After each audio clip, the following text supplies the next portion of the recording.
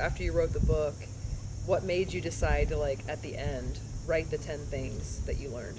So what's wild about the book is, so I've been here for 2 weeks. We have one path, right?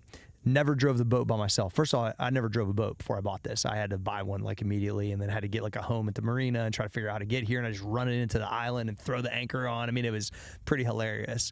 I was more nervous to drive the boat than I was to buy the island. I had more anxiety about driving the boat, which is hilarious.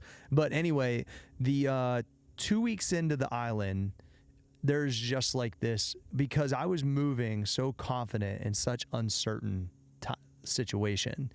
I just had this a mound of ideas and just like optimism, and it's kind of hard to explain.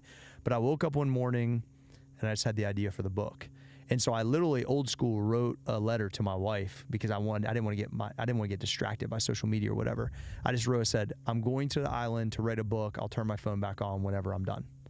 I turned off everything, drove out here with 5 bullet points on a piece of paper, 2 cigars, a battery pack so I could plug in stuff for my shakers, or for my like blender for like my for my protein shake for lunch, and just started recording, because I'm not very good at writing. So I record everything, get it transcribed and then edited. And about 5 hours later, the book was done. But it never felt like it was, because the feedback I got on it was amazing once I kind of got it edited and started sending it around. But I felt like none of it was actually about the island. And that's what was weird. So it's, I literally was like, all right, I bought an island and wrote a book, which is literally what happened. I bought an island, and 2 weeks later, I had the idea for a book. It couldn't be more true than anything else I've said so far.